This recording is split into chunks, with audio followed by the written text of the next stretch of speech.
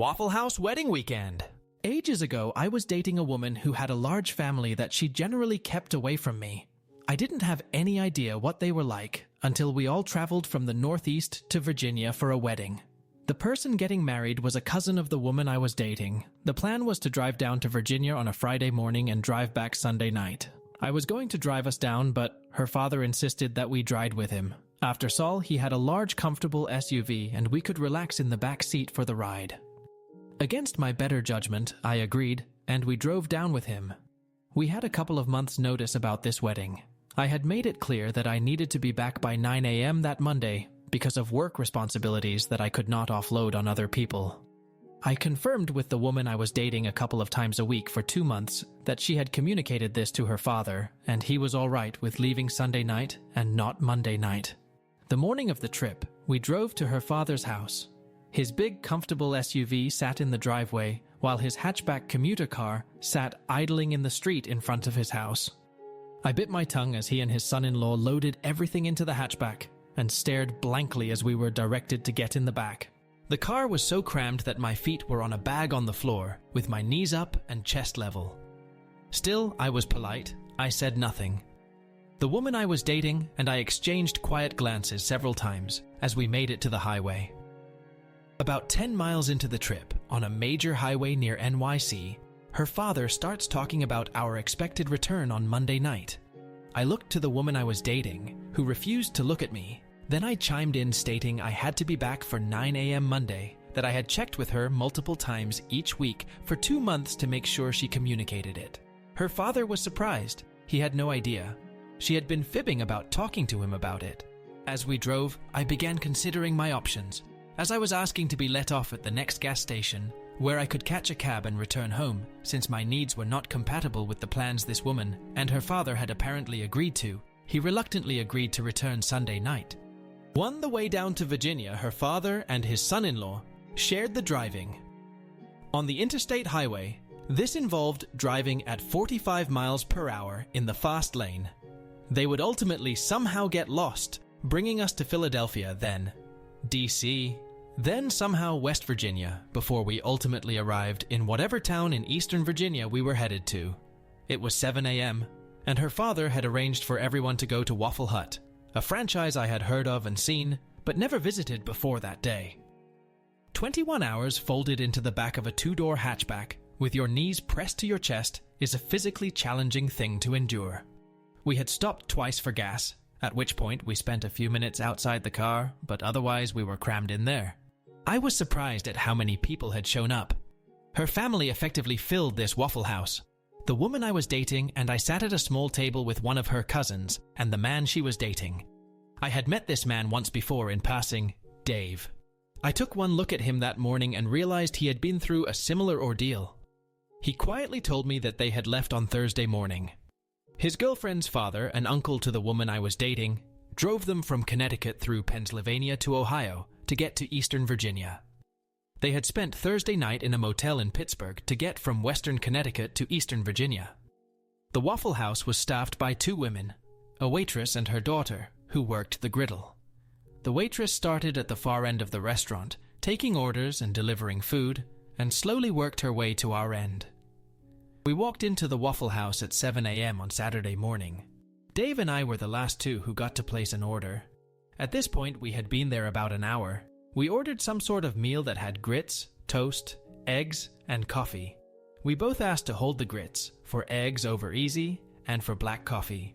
As we waited to be fed, it became clear that the rest of the larger group was getting ready to leave. The group, let's say there were 30 people, which is probably a conservative estimate, slowly over the course of maybe 15 minutes, began standing, stretching, getting their acts together. When our food was finally brought to us, we saw that the woman working the griddle had supplemented our meals with a dozen additional eggs, over easy to make up for us, asking for no grits. Dave and I were both shocked, as a platter of eggs were placed on the table between us. We looked at one another somewhat stoically. We had sat there patiently waiting to order, while everyone else was served.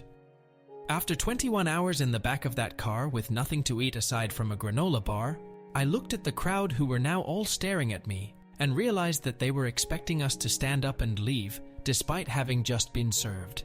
So I did what any reasonable person would do. I began enjoying my breakfast. So did Dave. We took our time eating. We chatted about TV shows while we ate, asked for more coffee, and the two of us ate every last morsel of food. I have no idea how I ate a total of 8 eggs over easy, but I did. I even ate those hash browns that I normally don't touch.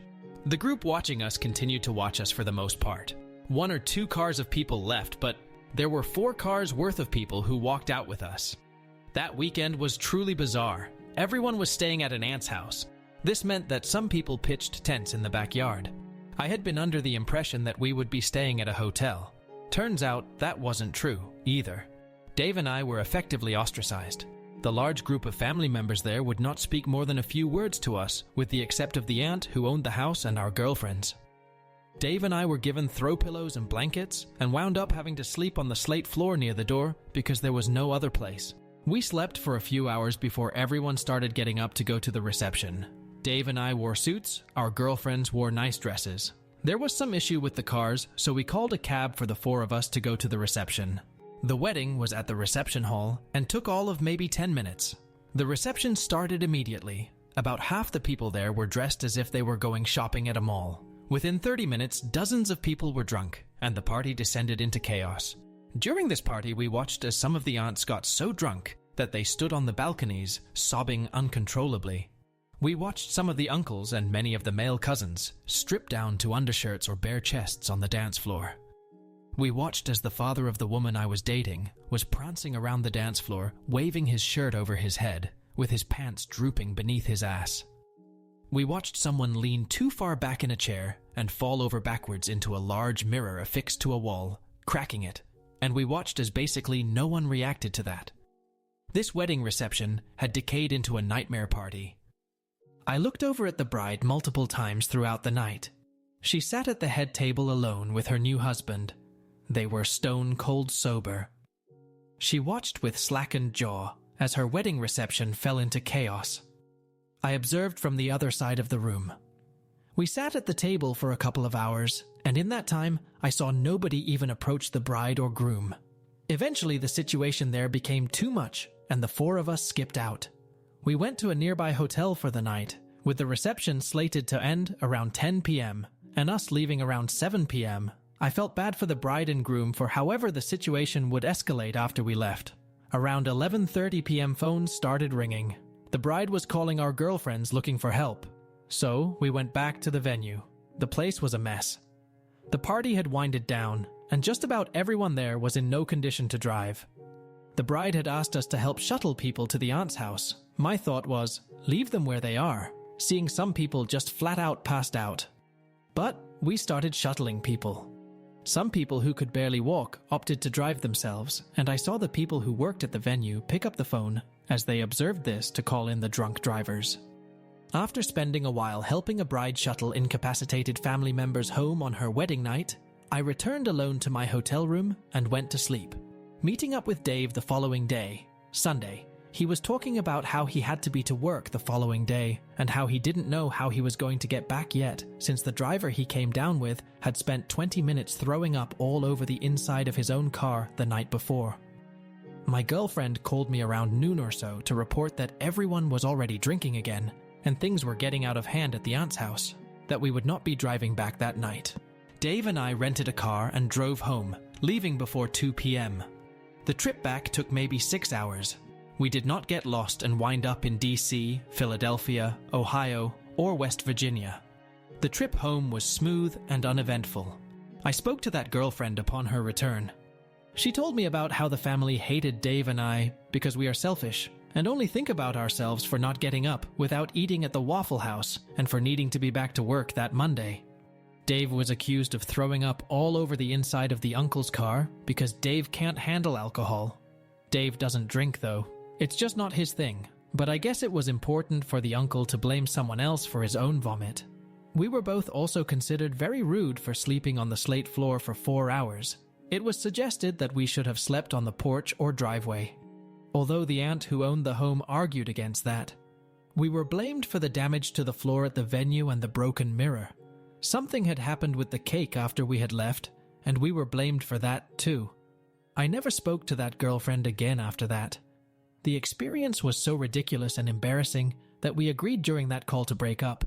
She kept apologizing to me about everything. Dave and I kept in touch for a while. He too broke it off with his girlfriend after that weekend. He wound up meeting someone nice and getting married a year later. There's a lot more that happened with this family after these events, but this is already super long, so I'll save that for another time.